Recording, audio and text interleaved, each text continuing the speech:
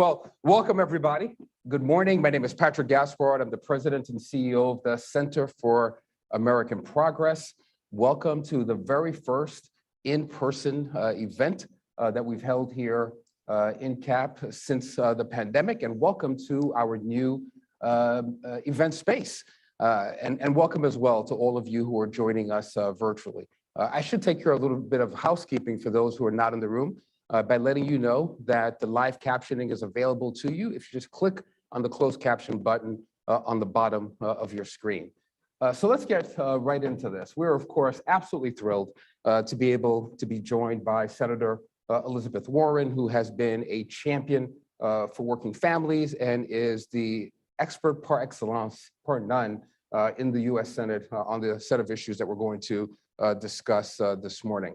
Just last week, CAP released a report that demonstrated the shocking and astonishing reality that so many corporations in this moment, when they have made record profits during the pandemic, are not paying their fair share in taxes, and that some are indeed receiving tax refunds in this moment. You know some of these companies, you know some of these brands really well, from Nike to Amazon, to Exxon. The list is exceedingly long and shocking, of billionaires who can afford to beam themselves up into space, but can't make the kind of investments that we need in our public infrastructure. The senator, of course, has not only been a champion on these issues, but she's actually advanced meaningful legislation across the board to help us close these gaps, to spotlight the offense that we have from corporations who are gaming the system at every turn, wealthy individuals who also could be stepping up and making paying their fair share, making their contribution, who are doing far less than that.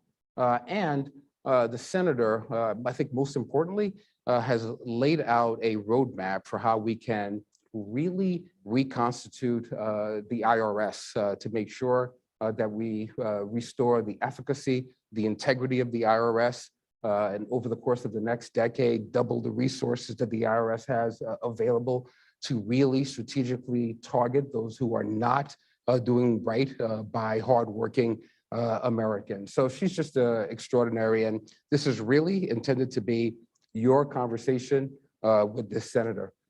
Senator, you know, we'd be remiss if we really didn't begin this conversation by diving a little bit into the one subject that is top of the mind, top of the file for all Americans right now. Judging by the leak of the draft of Justice Alito's memo, it appears as if the Supreme Court is on the verge of not just rolling back Roe versus Wade, which is an astonishing thing in and of itself, but it's taking this up in a way that threatens all of our rights across the board. Progress that we've made over decades, they seem determined, hell-bent to roll back. Yesterday, I think you spoke for all of us when you talked about the anxiety of this moment, the fear of this moment, but also the determination that we're going to fight back and reverse these outcomes. And I'd love to give you an opportunity, Senator, to speak in a fulsome way now before we start talking about taxes. Okay, you got to hold me back on taxes.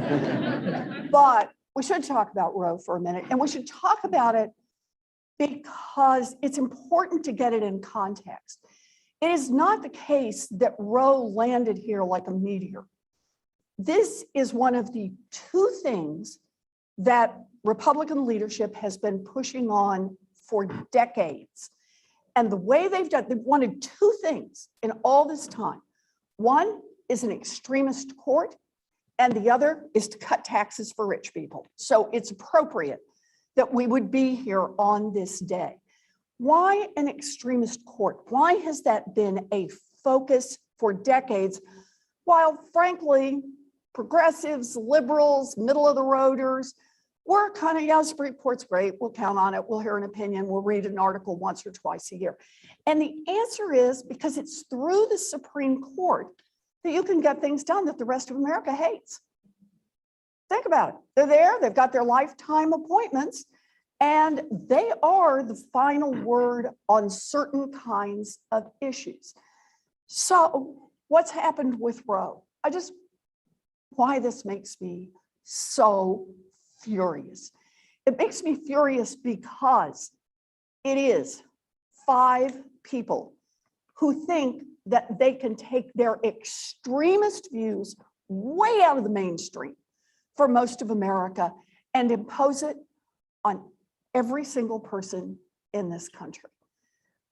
Keep in mind, 69% of Americans want to see Roe versus Wade as the law of the land. And that's not just this week because we fear we're going to lose it. It's because it's been that way for decades now. Red state, blue state, old people, young people, Republicans, Democrats, the overwhelming majority of Americans say no. We want people to be able to make their own decisions about abortion, about their health care. They should be the ones who decide who comes into the room with them to make that decision. Maybe your mom, maybe your doctor, maybe your pastor or your priest or your rabbi or your imam, but you make that choice. Instead, we now have a Supreme Court that says, nope, decision's going to be made by the government. We're going to have a government agent right in the middle of that decision. And that is what the Republicans want, this extremist view. Second thing I want to say about it is we all have to center who's going to really pay the price for this. Not well-to-do women. They get on airplanes and fly wherever they need to fly to get the abortion services they want. That was true before Roe versus Wade, and it will be true if Roe versus Wade is gone. Now, who this falls on are the people who are least able to carry the burden. So it will fall on Black women who will be told once again how their bodies must be controlled by others. It will fall on poor women who will be told this is all that's available to you. It will fall on girls who have been molested, sometimes by family members, sometimes don't know they're pregnant until far into the process. It will fall on mamas who are already working 2 jobs trying to support the children they have. And for every one of them, for some, it will mean pregnancies that are carried full term. For others, it will mean days lost from work, maybe jobs lost. Maybe the consequence of that is you can't make rent this month and you lose your house. It will be families turned upside down. And all of this is because of an extremist court that does not love children, a party that is not there to say, let's do what we can with child tax credit, with child care, with home and community-based care, with family leave, none of that. It's forcing people to carry through on pregnancies. And now, let me just ask you to center one more time what the world looked like when there wasn't a Roe versus Wade. I grew up in that America. I grew up in that America out in Oklahoma. I grew up at a time in an America where young women bled to death from botched abortions. I grew up at a time when young women took their own lives rather than follow through on a pregnancy they could not manage. And that is the America that the Republicans in the Supreme Court are trying to impose on all of us. And so that means we come to this moment. We must act. When something like this happens, no more of, I'm going to sit back, I'm going to count on someone else to carry this. I only do my protesting on Mondays and Fridays. I'm past my 2-month quota, whatever it is. This is the moment we must raise our voices. And we must raise our voices for a vote right now in the United States Senate on Roe versus Wade. I know I'm among a bunch of very sophisticated people. You'll understand the real vote will be over the filibuster. I know we've had a filibuster vote and we have lost. I've been arguing we need to get rid of the filibuster for a very long time. This is the evidence of how anti-democratic the filibuster is. It gives Mitch McConnell and his buds a veto over anything we want to do. So it's important we have this vote now. And it's important that if we don't make it over the hill now, that we have this vote again, that we keep the pressure up, that we stay after it and stay after it and stay after it.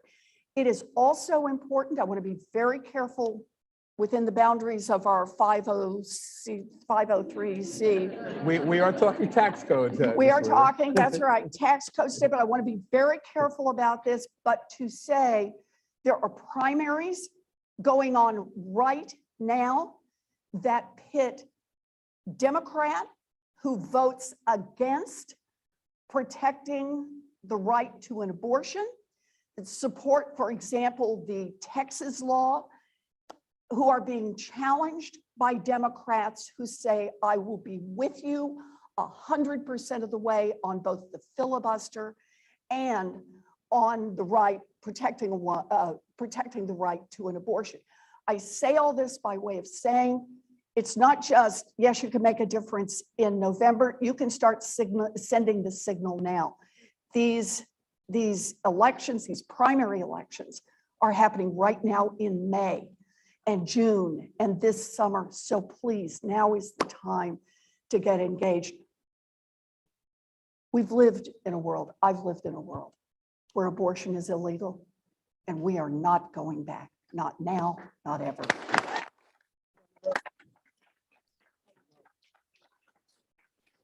Senator, the journey that you just took us on, the historic journey, the contextualized journey in this proximate challenge, they just took us on in your response just now, makes it clear why we were all really determined that you were going to be our very first in-person guest in this space. Not, there's a...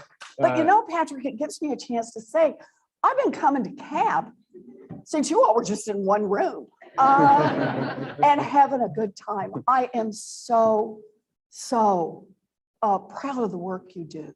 It is smart, it is important work, it is principled work, so keep it up, Patrick. This is a house that you helped to build. Yes, I love this house. Not only do you frame the challenge for us, but you also call us to action, but most importantly, and this is the perfect pivot for me to the tax conversation, you are always clear about who we have to center in outcomes. As we talk about taxes, as we talk about the fact that our friends here from ITEP who've worked on this issue have demonstrated that in 2020, 55 corporations in this country in the Fortune 500 have made extraordinary profits, paid nothing in the way of taxes at all, absolutely zero, and that we have companies like AT&T that made $30 billion in profit that actually got tax refunds in 2020, astonishing thing.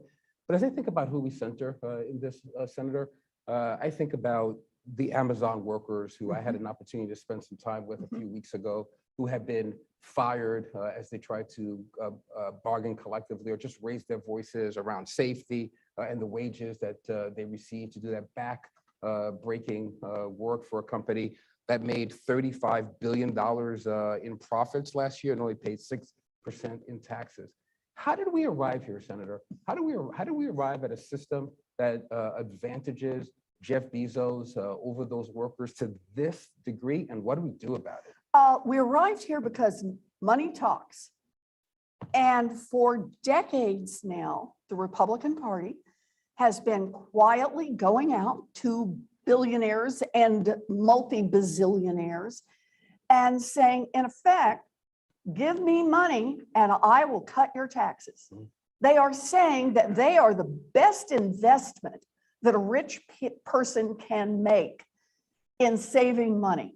So that's exactly what they delivered on. I mean, take yourself back just a tiny little bit. Remember, what is the one legislative achievement from the Trump years? Cut taxes for rich people, right? And when all that was unfolding, I still remember the leaks that came out about Republican leadership showing up to groups of people and being told and then reporting out. They told me if I didn't finally deliver on tax cuts, that they weren't going to give us any more political contributions. I mean, this is like as quid pro quo as you can get. You know, give us the money and then that's where we'll end up.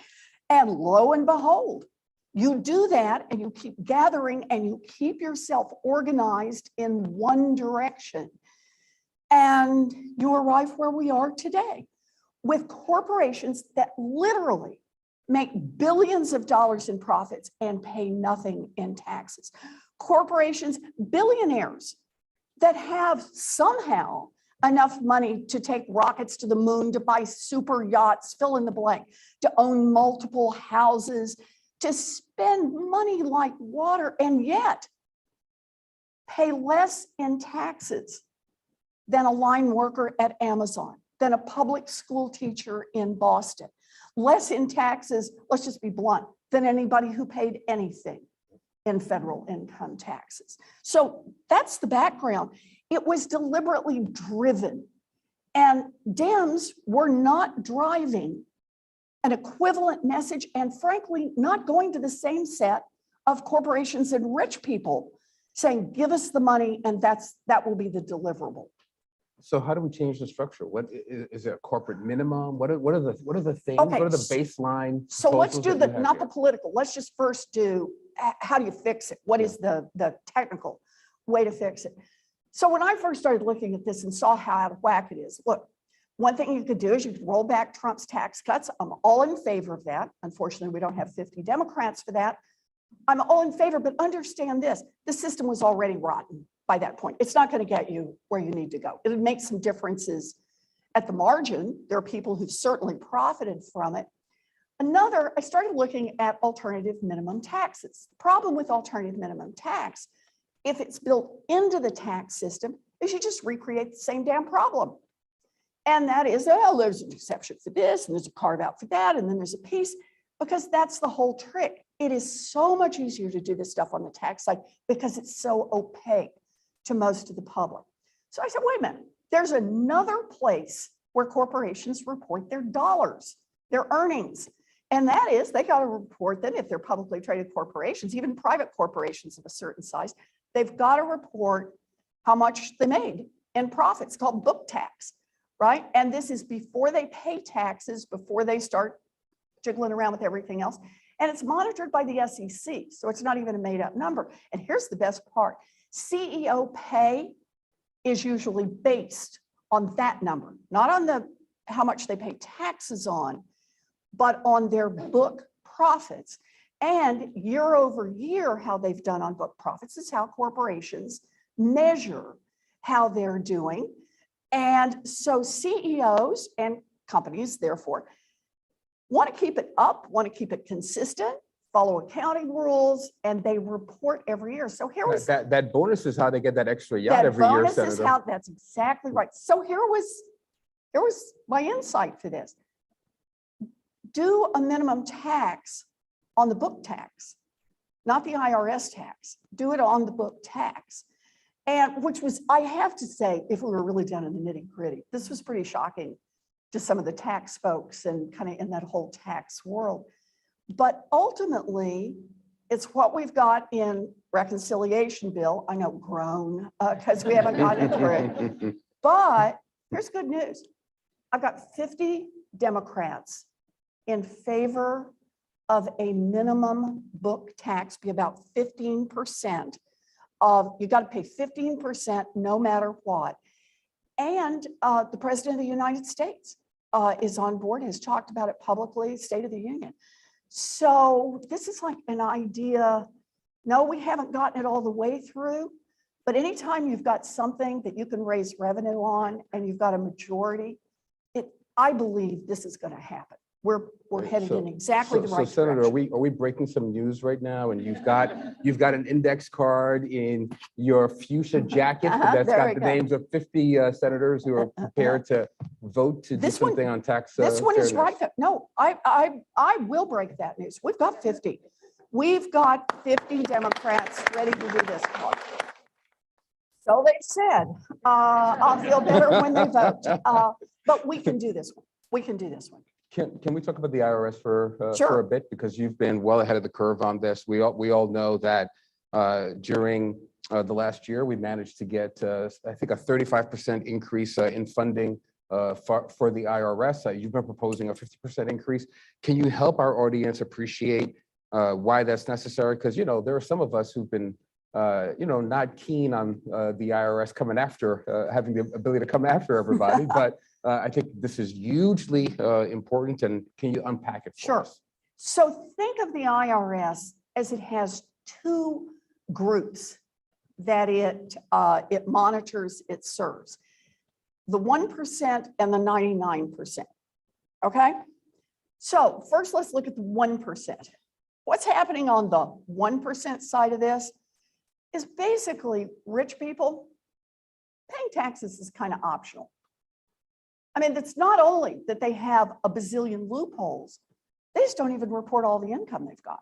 And I'm not just saying that because there's a lot of rich people that I don't like.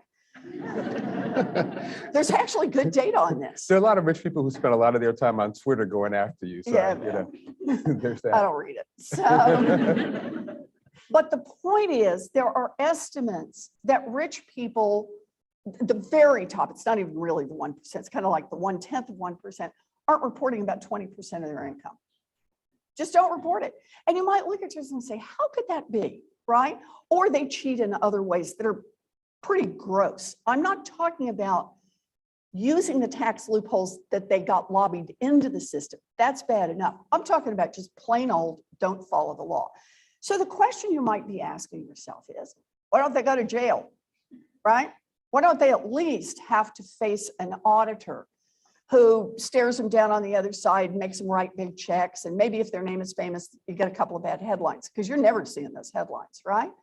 And the reason is money or lack of money. The IRS does not have enough money to go after those people because here's the thing, it's hard to audit the rich folks because they get their money in all kinds of crazy places, because they have all kinds of fancy lawyers on their side who hide it in lots of different places. They own multiple businesses that they can shuffle stuff around. It's not that you can't find them, it's just more complicated to find them.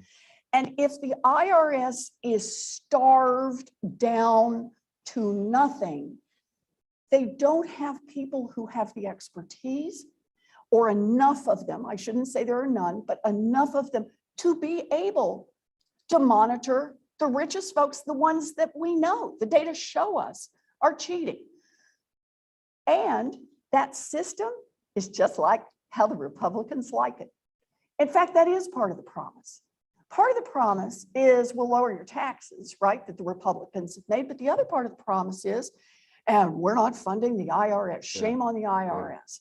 So we need more money into the IRS so that they can expand the elite, highly trained investigators, and have the resources to be able to go after them over a long arc, over 2 years and 3 years and 4 years. And that means resources for that. So that's the 1% issue. Now let's flip it around to the 99% issue. You're gonna love this part. Most people do, you get your W-2s, right? And you know how much you owe on your tax return. So then you got to find a program, maybe you pay some money for the program, you fill in the information, and you're gonna be shocked to hear this. Some of you get it wrong.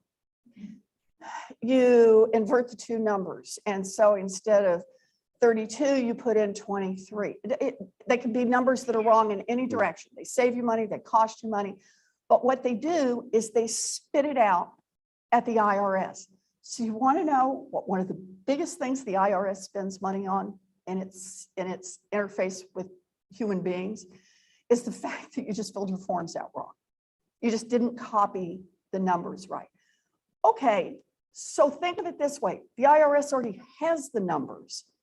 So like, is this a test? Right?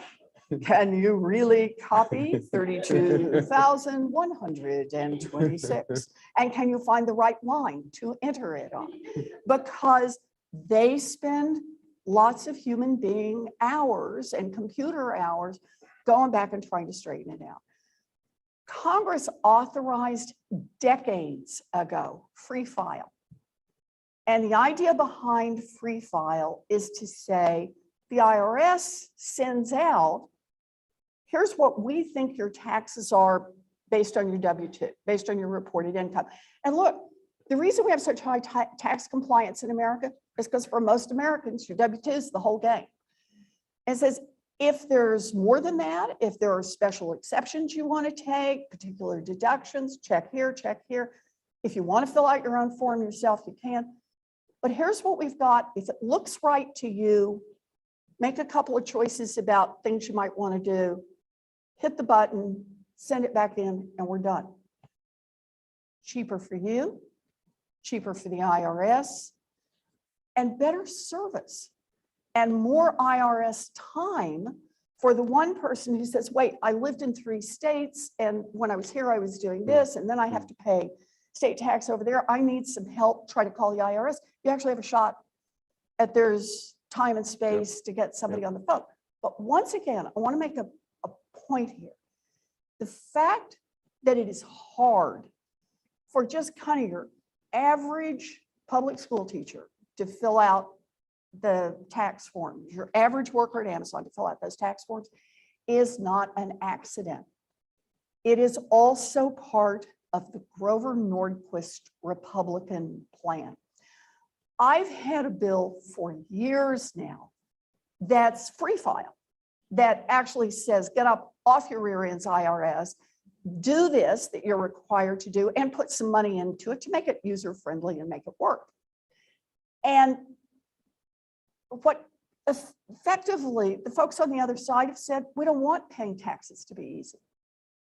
They want this to be a miserable experience for as many people as possible, because if it is a miserable experience, you will complain about it. You will complain that taxes are too high. You will complain that government, once again, is inefficient and hard to deal with. Government is stupid. Do you hear the messages this is resonating with? Increased cynicism, Increased skepticism about the cynicism. institutions. That's right. Government can't run anything. It takes me 3.5 hours to get a phone call answered at the IRS. And I'm sure not helping them out. And who does that help? As long as their budget is small, the billionaires who don't get audited when they don't report their income. So what's happening at the IRS is the play out of a profound set of policy initiatives that the Republicans have driven to benefit the wealthy and to stir up and anger and make life more miserable for everyone else. Well, and Senator, they've done this over decades, and they are far better at playing the long game than a lot of folks on our side. You could draw a straight line from the early pronouncements by Grover Norquist straight up through when Steve Bannon walks into the White House and says, we're here to unpack the administrative state, and they put a bullseye on the IRS and convinced most of Americans that this is to their benefit and not to the benefit of the plutocrats. Exactly right. Can we, I want to sit in that and have folks appreciate that the average American is spending about 11 hours preparing their taxes and investing $200 to get other folks to support them in that. There are a lot of us who can afford that, but vast majority of working folks, that is a stretch when we know we're living in a country where 40% of the population can't even afford a $400 emergency. So what the senator is proposing here with her style and with her humor, anyone who can make the tax code funny should have their own variety hour, I think. But this is terribly important as part of creating a more inclusive economy and creating more broadly shared prosperity. This is not about bureaucracy. It's another form of the privatization game. That's exactly right. Exactly right. Yeah. Pay $200 to do something that you should be able to do for free. And in fact, the law says that you're supposed to be able to do it for free. So Senator, I want to invite those who are in the room into the conversation, but I can't do that without very quickly touching on two things that I hope you can kind of give a succinct response to, and then we'll open this up. You can't open up the newspapers, you can't put on your TV, cable news without seeing the connection between politics in the midterms, and inflation, inflation, inflation. You've had a lot to say about what corporations are intentionally doing in this inflationary moment. And there are ways that it's tied to taxes. Here at CAP, we have proposed a windfall profits tax for big oil because we know Exxon, Chevron significantly increased their profits in this moment because of inflation, because of what's going on in the Ukraine. And as their profits increase, they're priming the pump, literally, on all of us. I wonder what you think about the windfall profits tax and what else we can be doing on this issue to combat a kind of greed in this inflationary moment. And then, Senator, I hope that you can also say something broadly as you think about the challenge of taxation, the irresponsibilities of these companies. Say anything that you would about your proposals around corporate governance in this moment as well. Good. So let's try to bring it all together. Yeah. Okay, now start your stopwatch and we'll see how fast I can do this. Let's talk for just a second about inflation. What's driving inflation in the United States right now? Look, a lot of this is COVID driven. It's COVID because demand shifted. We didn't eat out and we bought more stuff, and that's a demand shift. We kept demand up by making sure that people had money, that businesses could stay open, that people are employed. So there's a demand part, and I should add a third one on COVID. Supply chains got kinked, something that had to go through a city that in fact is shut down, then you got a problem, or a factory that shuts down. Okay, so COVID starts this off. Then we've got what's happening in Ukraine, and the price of oil now has increased, obviously, and so that drives up energy prices, and we feel it there. Okay, I get that, totally get it. But there's a third part, and that is once the inflation conversation started a few months back, CEOs lifted their heads and said, oh, people are going to expect price increases. So while we're at it, let's pass along the increased cost that came because of supply chain kink.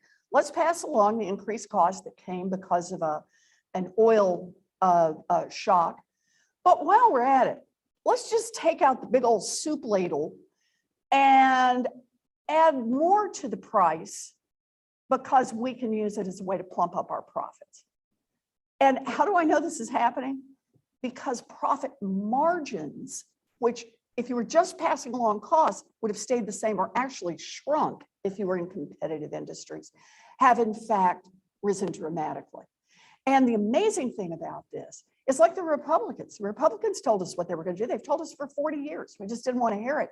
CEOs are telling us exactly what they're doing on pricing. Just read it.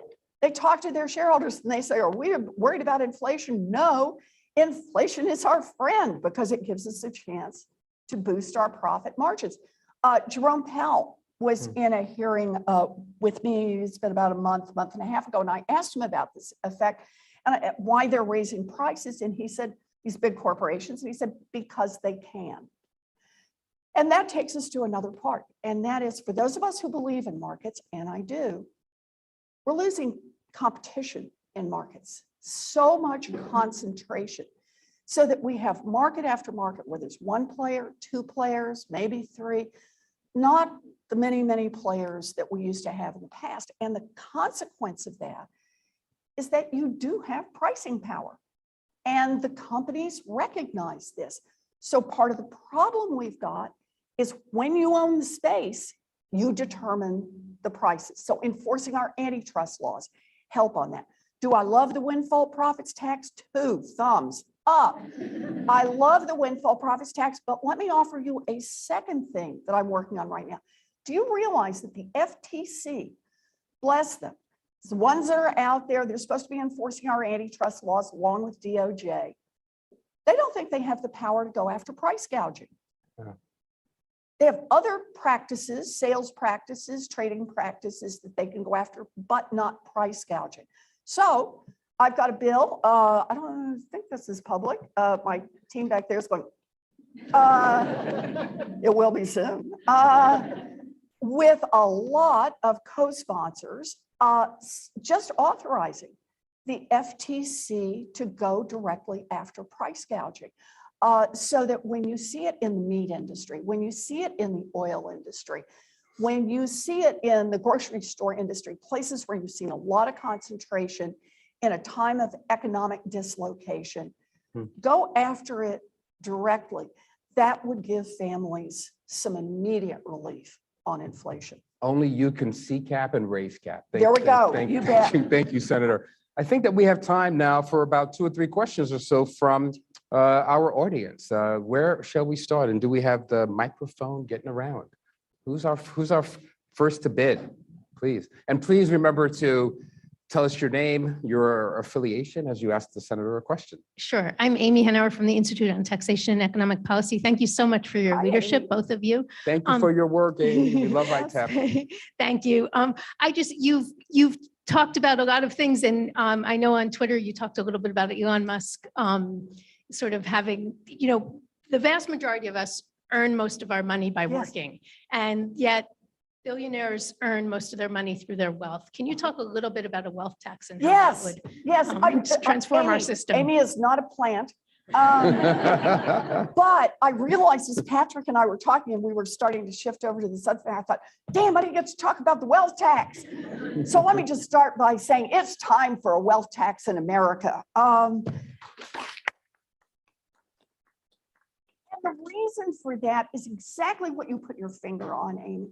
For most of us, it's about earnings. It's about the paycheck you pick up and you try to figure out how to manage around that. And if you have some extra, you put it away for savings. If you don't, you have to borrow. That's the basic way it works. And just by the way on that, for the 99% of Americans, every year, the 99% on average pays about 7.2% of your total wealth in taxes. That's all taxes. Just that's what you chunk out. That's what it takes to live in this country, to keep the pieces going, right? And we make that happen. And then there's a different class in America again. And that's, I'm going to call it here the 1%, but it's really not. It's the 1/10 of 1%. It's this tiny little group that once they get that first fortune, either by they had a great idea and it took off, they inherited it. That's a great idea. But they've got a lot of wealth. They suddenly learn they don't ever need to take a salary. They just have all that accumulated wealth and they borrow against their wealth, never creating a taxable event like a sale until they die. So they get to live high on the hog, but they never actually have to pay taxes. And thanks to our tax laws, which were written, let's go back to the first part, for whom? The billionaires and giant corporations. You may be able to pass it along, the assets that you have, to your children, to whoever comes after you, without ever paying taxes on it. That is just not an option available to an Amazon worker or a public school teacher. So my proposal is to say for the top 1/10 of 1%, for people who have more than $50 million in wealth, put a 2-cent tax on them every year. We can do this. It's about 700,000 people that you'd have to, is that right? 7,000, I think I've got too many zeros in there. 7,000 people. I need to go back and look, ignore the number. I haven't done this one for a while.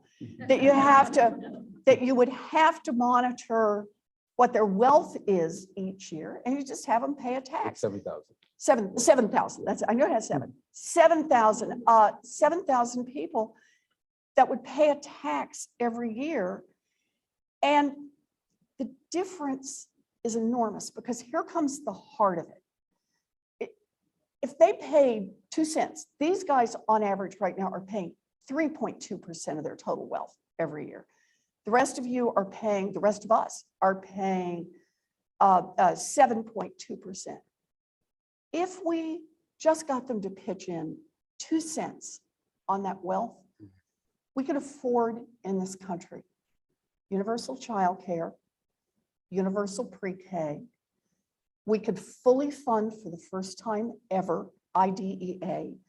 We could quadruple our funding for Title IX schools. We could cancel student loan debt. We could make college, technical school, 2-year college, 4-year college, tuition free for anyone who wants to get an education. We could invest $50 billion in historically Black colleges and universities and still have money left over. Your problem, Senator, is that you lack ambition. That's true. But I do want you to think about this. It's a perfect place. I know we want to get to more questions, but it's such a good question. Taxes are about our values. Show me your taxes, show me your budget, and I'll tell you what your values are. And right now, our values, as expressed through our laws, are that the billionaires can just keep amassing. They can hang on to it. They can build yachts that you have to tear down bridges for them to be able to float it. They can do all of that. And our millions and millions and millions of children whose mamas can't find decent, affordable daycare, who are in public schools, that the buildings are 60 years old and falling apart, that young people are making the decision not to get an education because they can't afford the debt. Those are the judgment calls, the values that we're playing out through our tax laws. So for me, every time I say it's time to put a minimum corporate tax in, it's time to do a billionaire's tax, it's a way of saying, I just want to level the playing field a little so that we have the resources to make the investment in an America that works, not for a teeny tiny handful at the top, but that works for everyone.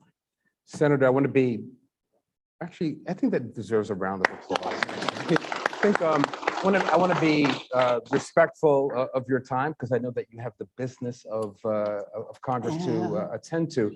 But I'd like to take one more question here. Absolutely, and I promise to answer faster. I was going to cheat a bit and bring in student debt forgiveness because you and I are kind of obsessed with that. Yeah. But you already did that. So we'll take one more question here, and then I'm going to just give you an opportunity in closing to just give us a summation of how you're viewing the landscape heading into reconciliation and the great beyond. I hate being in a position to have to pick, but we'll go here to my left. Hi, Hi. I'm Ella Azalai from CAP. Thank you so much for being here today. My question is for the solutions that you've already outlined, like the wealth tax, like funding for the IRS and the others, what are the specific pressure points that advocates should be rallying around now or in the coming months? For example, are there specific legislators we should be focusing on or other elected officials? And how do you suggest going about that? We can't get the senator to name names. Sorry. Yes, Look, I'm gonna do this one really fast. Actually, I'll do this one really fast and do one more question. Okay, Because great. I'll take the Perfect. responsibility for folks who shoot me over this. Let me just say on this, it is really important that we hang on to the Senate. I want to underscore that because without the Senate, we can't keep moving judges through. Without the Senate, we can't keep moving our nominees through. And without the Senate, we can't move legislation. It's all three pieces.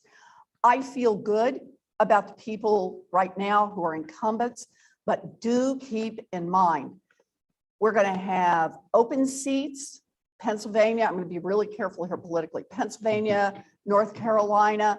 And I think there are some other states like maybe Wisconsin where there might be a question whether someone had gotten so far out of the mainstream that there's an issue. Second thing I want to say, damn it, we need the House as well. I'm putting in energy behind the House. I don't want to hear any more about, oh, it's going to be tough. Well, if it was going to be easy, somebody else would have done it. It's our turn to get out there and fight and make this happen. District by district by district. So there's plenty to do. And thank you for the question. Can we do one more? We can. Right here. Hi, thank you. My name is Jessica. I'm a tax and budget policy research assistant here at CAP. Yes. Doesn't that sound wonderfully nerdy? I just love it. You know, some guy comes out, you say, yeah, I'm a tax and policy research. That made your morning, didn't it? That did. It did. It's a great filter. One of the big problems with the corporate tax is companies reporting profits offshore in tax haven Oh, yeah. countries. Is Congress going to be able to do anything Yes. to address that? Super question. And the answer is yes. In fact, I just had, I think I can say this, I just had lunch with Secretary of the Treasury. And of course, her part is the 15% minimum tax globally. And so we are very much pinky promise together on, I was talking about the 15% minimum book tax domestically, but it is powerfully important that we get the global one too. The only pushback against it initially was, oh, the US shouldn't have to go first. Actually, Europe is now moving. Yep. But full kudos to Secretary Yellen for starting in over a year ago, negotiating, and international taxes don't work unless you've got a lot of countries that are really in on it. And she's really pushed through and got an agreement with countries around the world who realize this tax haven is killing everybody. So shutting down the tax havens, 15% minimum tax, great question. Looking good. Senator, When we get anything, we're going to get it all. That's the plan. Senator, our house is your house. And we hope that sometime in the near future, we'll get you back in here I'd to love it. continue this conversation. I Can we would hear love it for it. Senator Thank Elizabeth you. Warren?